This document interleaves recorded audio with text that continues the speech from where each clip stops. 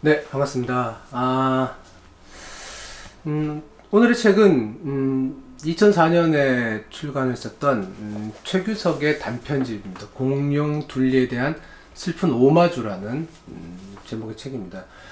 공룡 둘리 여러분도 굉장히 잘 알고 있는 그런 캐릭터이죠. 대한민국을 대표하는 그런 슈퍼 캐릭터라고 생각이 듭니다. 요리 보고 조리 보고 뭐 알 수 없는 둘리, 뭐 노래도 유명하지만은 많은 사람들이 사랑을 받았던 둘리인데, 이 둘리가 최기석이라는 작가에 의해서 오마주된 작품입니다. 2004년에 출판이 됐었던 그런 작품이죠. 최기석 작가는 가장 최근은 송곳이라는 작품을 통해서 우리의 노동시장에 대한, 노동 현장에 대한 것을 만화로 만든 독특한 시각을 갖고 있는 작가이기도 하고요. 그리고 문제의식, 시대의 문제의식들을 만화에 적극적으로 반영했었던 그런 만화입니다. 둘리에 대한 공룡 둘리에 대한 슬픈 오마주 역시 최규석의 젊은 시절 20대 때의 자신의 문제의식이 적나라하게 실려있는 그러한 작품집이라고 생각하시면 됩니다. 만화는 어린 시절부터 우리에게 아주 친한 친구처럼 우리 곁에 있었던 그런 컨텐츠이죠. 그런데 이 만화가 옛날부터 그렇게 많이 활용을 받았던 건 아닌 걸로 기억을 합니다. 7, 80년대 어린이로 살았던 분들의 추억을 회상해 보면요, 만화가게는 아주 몹쓸 인간들이 갔던 그런 공간으로 인식을 하고 있었었고, 불량 청소년, 아니면 불량배들, 이런 사람들이 거기 모이는 집합소라고 생각을 했었던 시절이 있었었죠. 또 그렇게 만들기도 했었던 거니까요. 그러다 보니까 만화에 대한 검열, 심의 이런 것들이 굉장히 심했던 시절이었었고, 이런 것들이 만화가들을 많이 괴롭혔었던 시절입니다. 그런 시절에 이런 것들에 대한 생각들로, 고민들로 가득 찼던 작가들 중에 이연세라는 작가가 공포의 외인구단이라는 만화를 발표하면서 만화계의 판도가 조금 달라지기 시작했습니다. 그게 뭐냐면요, 성인을 대상으로 하는 만화를 만들어내면서 넥타이 부대들, 그리고 또 큰 어른들이 만화 가게에 가서 만화를 보기 시작을 했다라는 거죠. 이러한 현상을 보면서 만화가 독립된 어떤 현상으로, 독립된 매체로 이렇게 또 돈을 벌 수 있겠다라는 생각들을 했던 사람들이 잡지에 끼워서 별책 부록으로 만화를 만드는 것이 아니라 그냥 만화 전체 만화책을 만들면 어떨까. 보물섬이라는 만화책이 창간을 하게 됩니다. 80년대 초반에 있었던 만화집인데 굉장히 두꺼운 만화책이었습니다. 엄청나게 두꺼운 만화책.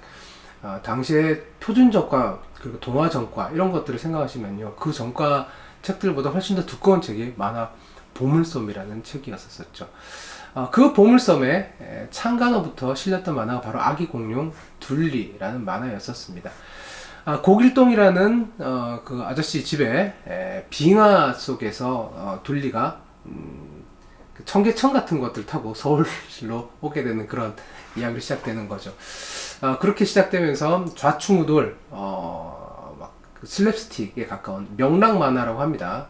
그래서 치고 받고 우당탕탕 깨지고 박살나고 뭐 이런 재미난 이야기, 마치 톰과 제리와 같은 그런 스토리들이 연결되었었던 만화였는데, 이 만화는 훗날 애니메이션으로 만들어지기도 하고 또 캐릭터도 되기도 하고, 이제 문화 콘텐츠에서 가장 강조하는 OSMU, 원소스 멀티 유즈의 우리나라의 대표적인 상품으로 발전하기도 하죠. 이렇게 둘리가 승승장구하고 있었던 90년대 말 2000년대 초반에 둘리를 변주한 최규석이라는 작가가 등장을 하게 됩니다. 20대의 최규석 작가는 둘리를 보면서 둘리의 시절은 아주 어린 시절의 모습이고, 그때 명랑만화 시절이고, 현실로 왔었을 때 실제 현실은 좀 다르지 않은가. 명랑만화를 미술에서 살바도르 달리의 초현실주의처럼 우리가 인식할 수 있다면은, 최규석이 그린 아기 공룡 둘리에 대한 슬픈 오마주는 리얼리즘의 상황으로 인식할 수 있지 않을까라는 그런 생각이 듭니다. 왜냐하면은 공룡은 굉장히 포악한 동물이죠, 실제로는요. 그리고 굉장히 거대한 동물입니다. 이 거대한 동물이 만약에 그대로 성장을 했다면은 아마 고길동도 먹혔을 거고 서울시대는 쑥대밭이 되지 않았을까라는 그런 생각들, 그런 상상들에서 이 만화가 최규석의 작품이 시작을 하게 됩니다. 등장인물들도 굉장히 다양한 변화를 겪습니다. 외계에서 왔던 도우너는 사기꾼이 되어버립니다. 뭐 기댈 곳이 없으니까 자기 혼자 먹고 살아야 되니까 할 수 없이 주변에 있는 사람들을 사기를 치면서 성장했던 그런 캐릭터로 변하게 되고요. 외계인이니까 외계인 연구소에서 이 도우너를 잡아가는 그런 일들이 생기기도 합니다. 서커스단을 탈출했던 또치. 또치는 이제 만화 속에서는 동물원에 가서 생활을 하게 되는 그런 캐릭터가 됩니다. 그렇겠죠. 기본적으로 뭐 타조가 서커스단을 탈출하면 우리는 기겁을 하고 경찰에 신고를 하는 게 우선이겠지만 만화에서는 그런 것들이 허용됐었습니다. 친구로 지내는 것들이었으니까요.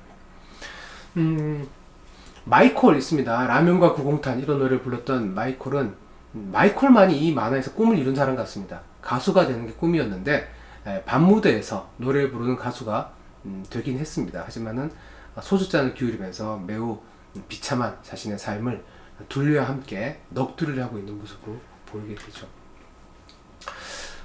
이 꼬마 친구들 때문에 늘 괴로웠던 고길동은 화병으로 돌아가셨습니다. 그런 상태에서 만화가 출발을 하게 되죠. 사실 고길동은 가장 큰 피해자가 아니었을까라는 그런 생각이 듭니다. 이방인들에 의해서 늘 괴롭힘을 당했었던 고길동.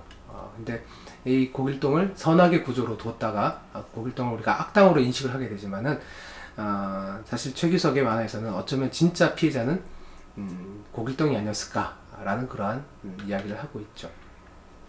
아주 귀여웠던 애기 희동이가 있습니다. 희동이는 사실 희동이 부모님은 외국으로 유학을 갔고요. 그리고 또 고모 부인 고길동의 집에서 삶을 살고 있었습니다. 그러다 보니 부모님의 사랑을 많이 받지 못하면서 비행 청소년으로 성장을 하게 됩니다. 거리에서 사람들과 시비를 붙고 사람들과 싸움을 하고 그 합의금을 내기 위해서 도우너가 외계인 연구소에 잡혀가고 이렇게 서로 얽히고 설키는 그런 이야기들로 이야기가 진행이 되게 됩니다. 이 문제들을 해결하기 위해서 공룡둘리가 동분서주 여기저기 뛰어다니면서 돈을 마련하려고 애쓰기도 하지만은 기본적으로 그것을 해결할 수 있는 능력이 없습니다. 둘리는 초능력을 갖고 있었지만은 공장에서 일을 하다가 손가락을 잃은 상태이고요. 그래서 더 이상 호이 하는 그런 초능력을 쓸 수가 없는 상태입니다. 빨간색 고무가 코팅되어 있는 막노동할 때 쓰는 그런 장갑을 쓰고 돌아다니는 둘리의 30대쯤 되어진 모습들, 눈가에 잔주름이 있는 둘리. 이것은 분명히 동심을 파괴하는 그런 모습이긴 하지만은 현실을 직시해야 된다라는 최규석의 메시지가 충분히 들어가 있는 그런 만화라고 생각합니다. 공룡 둘리에 대한 슬픈 오마주라는 이 책은 단편집입니다. 이 둘리에 대한 오마주 말고도 그 외에도 굉장히 다양한 이야기들이 들어 있습니다. 솔리피라는 만화, 그리고 콜라맨이라는 만화, 그리고 특히 사랑은 단백질이라는 만화. 사랑은 단백질이라는 만화는 연산홍 감독과 함께 애니메이션으로 만들어지기로 했던 그런 만화이기도 합니다. 주옥 같은 작품들이 들어있고요. 그 이후에 최규석은 습지생태 보고서, 그리고 아까 말씀드렸던 송곳, 그런 작품들을 사회에 아주 무거운 주제들을 가지고 사람들에게 함께 생각하자라는 주제를 던지고 있는 그런 작가로 성장이 되어 있죠. 공룡둘리에 대한 슬픈 오마주는 최규석 작가가 평생을 거쳐서 세상 사람들과 하고 싶은 이야기들을 스케치해 둔 게 아닐까라는 그런 생각이 듭니다. 모순된 세상 속에서 우리는 어떻게 살아가야 하는가, 그리고 모두 다가 사실은 이방인이 아닌가, 그런 이방인이 왜 서로를 무시하고 외면하고 왜 차별하고 있는가라는 그러한 문제의식을 던져주고 있습니다. 공룡둘리에 대한 슬픈 오마주, 이 책을 보면서 과거의 향수, 어린 시절에 행복했던 나를 들여다보기도 하고, 그리고 내가 성장한 과정들, 그리고 지금의 우리들은 어디로 향하고 있는가 라는 생각들을 해볼 수 있지 않을까 라는 그런 생각을 해봅니다.